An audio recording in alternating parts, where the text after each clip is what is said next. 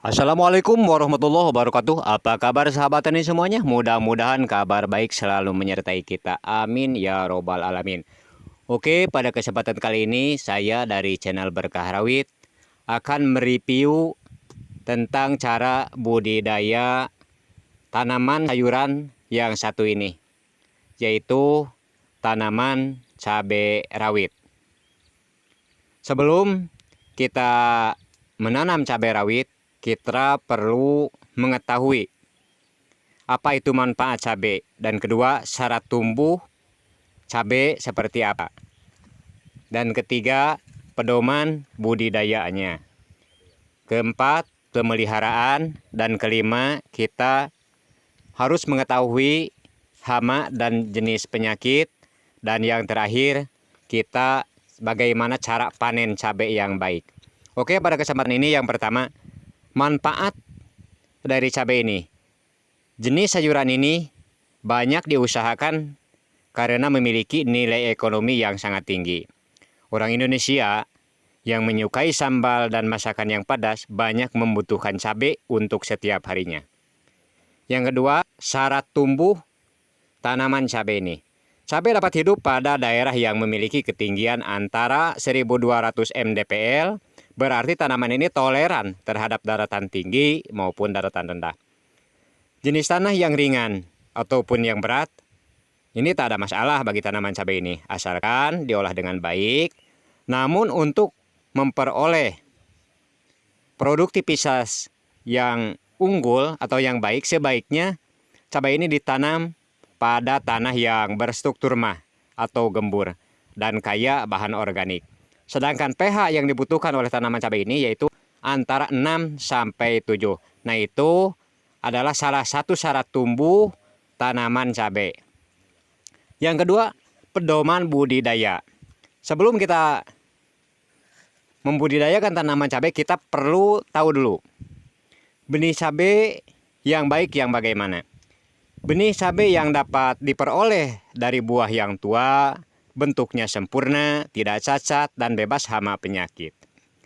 Selanjutnya, belahlah buah cabai secara memanjang, keluarkan bijinya, dan dijemur biarkan hingga kering. Biji seperti ini biasanya bisa langsung disemai. Apabila ingin disimpan, sebaiknya biarkan buah cabai tetap utuh dan dijemur hingga kering. Bila sudah ingin disemai, bijinya yang kering bisa kita keluarkan. Apabila benih terlanjur lama disimpan, maka sebelum disemai, direndam dahulu dalam air hangat. Biarkan sebentar. Nah, setelah direndam nanti akan terlihat sebagian biji terendam dan sebagian lagi mengapung. Biji yang mengapung sebaiknya kita buang karena biji tersebut sudah rusak. Dan bila dipaksakan ditanam akan sulit tumbuh. Biji yang terpilih untuk ditanam sebaiknya mengalami perlakuan benih dahulu. Tindakan ini sebagai perlakuan benih terlebih dahulu, benih direndam dan dilarutkan dalam kalium hipoklorit 10% sekitar 10 menit. Tindakan ini sebagai penangkal penyakit virus yang sering terdapat pada benih. Benih juga dapat direndam dalam air hangat suhu 50 derajat Celcius selama semalaman. Tujuan perendaman agar benih cepat tumbuh. Sedangkan kebutuhan benih per hektar ialah antara 200 sampai 500 gram kita membutuhkan biji cabai. Selanjutnya, tanaman cabai sebaiknya ditanam dalam bentuk bibit. Untuk itu, kita perlu persemaian. Persemaian secara sederhana bisa dengan atap, daun kelapa, daun alang-alang, bisa juga dengan daun pisang untuk melindungi persemaian kita dari hujan dan sinar matahari. Tapi apabila kita semai di daratan yang tinggi, yang anginnya cukup kencang, kita bisa menggunakan plastik. Sedangkan arah bedengan persemaian kita buat menghadap ke arah timur. Tanah bedengan diolah dengan cangkul agar gembur, tambahkan pupuk kandang, dan campur sampai merata, tebarkan biji cabai dan siram dengan sprayer halus agar tumbuh baik. Rawat dan siramlah bibit secara teratur. Setelah berumur 25-30 hari setelah semai, bibit siap ditanam. Nah, cabai ini bisa ditanam di lahan sawah ataupun di tegalan. Apabila kita akan tanam di sawah, sebaiknya di akhir musim hujan, sehingga jumlah air di lahan tersebut tidak berlebihan. Tapi bila kita tanam di tegalan, saat yang tepat adalah musim hujan. Pemilihan musim ini sangat penting di dalam budidaya tanaman cabai agar kebutuhan air bagi tanaman cabai tersedia dengan tepat. Sebelumnya, tanah dibersihkan dari gulma dan dicangkul atau dibajak agar gembur. Bila pH tanah kurang dari 6, tambahkan kapur. Untuk 1 hektar tanah yang asam dibutuhkan 1-1,5 ton kapur. Dan kapur ini akan memberikan pengaruh terbaik apabila kita berikan 1 bulan sebelum tanam. Selanjutnya, penanaman cabai boleh kita pilih. Apakah cabai akan ditanam dengan sistem baris tunggal atau single row, atau sistem beberapa baris pada bedengan. Sistem baris tunggal banyak dipakai petani cabai di daratan tinggi serta daratan rendah yang tergolong medium karena cocok dengan tanah yang berstruktur ringan atau sedang. Sistem beberapa baris pada bedengan lebih umum digunakan petani daratan rendah karena sistem tanah yang berstruktur liat hingga berat. Sedangkan jarak tanam yang digunakan pada sistem baris tunggal adalah 60-70 cm kali 30-50 cm. Sedangkan untuk sistem bedengan, jarak tanamnya 40-50 cm kali 30-40 cm. Pada setiap titik kita buat lubang tanam, ukuran lubang tak perlu besar. Yang penting bisa memuat benih sapihan beserta tanah yang membalut persemaian tersebut. Selanjutnya, cara pemeliharaan. Pemeliharaan benih sapihan biasanya tumbuh terus dengan baik bila ditanam, dan yang mati sebaiknya segera disulam. Tujuannya agar pertumbuhan cabai tersebut tidak terlalu jauh berbeda dengan yang tidak mati. Pemupukan, kebutuhan pupuk kandang untuk setiap hektar lahan cabai adalah 20 ton.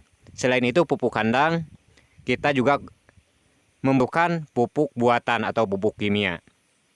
Kita berikan pupuk biasanya adalah urea dengan dosis 225 kg per hektar, TSP dengan dosis 100-150 gram per hektar, dan KCl dengan dosis 100-150 kg per hektar. Pupuk urea diberikan 3 kali selama musim tanam. Sepertiga bagian di awal tanam, sepertiga berikutnya di bulan pertama dan kedua. Sebaiknya pupuk diberikan dengan cara ditugal. Pemupukan pertama merupakan gabungan antara urea, TSP, dan KCl. Dan selanjutnya, nomor 3, hama dan penyakit. Jenis-jenis hama yang banyak menyerang tanaman cabai antara lain kutu daun dan trip. Kutu daun menyerang tunas muda secara bergerombol. Daun yang terserang akan mengerut dan melingkar. Cairan manis yang dikeluarkan kutu membuat semut dan embun jelaga berdatangan. Embun jelaga yang hitam sering menjadi tanda tidak langsung serangan kutu daun. Pengendalian kutu daun bisa kita menggunakan dengan Puradan 3G sebanyak 60-90 kg per hektar atau sekitar 2 sendok makan per 10 meter persegi area. Apabila tanaman sudah tumbuh, bisa kita gunakan semprotkan bahan kimia. Kita menggunakan Kurakron 500 SC atau Nurdin 215 WSC atau 1 kotion 500 cc, dosisnya 2 mili per liter air. Serangan hama trip amat berbahaya bagi tanaman cabai karena hama ini juga vektor pembawa virus keriting daun. Gejala serangannya berupa bercak-bercak putih di daun karena hama ini mengisap cairan daun tersebut. Bercak tersebut berubah menjadi kecoklatan dan mematikan daun.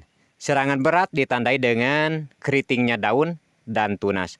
Daun menggulung dan sering timbul benjolan seperti tumor. Hama trip dapat dicegah dengan banyak cara. Pertama, pemakaian mulsa jerami, pergiliran tanam, penyiangan gulma atau rumput yang mengganggu secara teratur, dan menggendangi lahan dengan air beberapa waktu. Pemberian Puradan 3G pada waktu tanam seperti pada pencegahan kutu daun mampu mencegah serangan trip juga. Akan tetapi untuk tanaman yang sudah cukup besar dapat disemprot dengan Nogos 50 SC, Azodrin 15 SC, Nurakron 20 WSC, dosisnya 2-3 cc per liter air.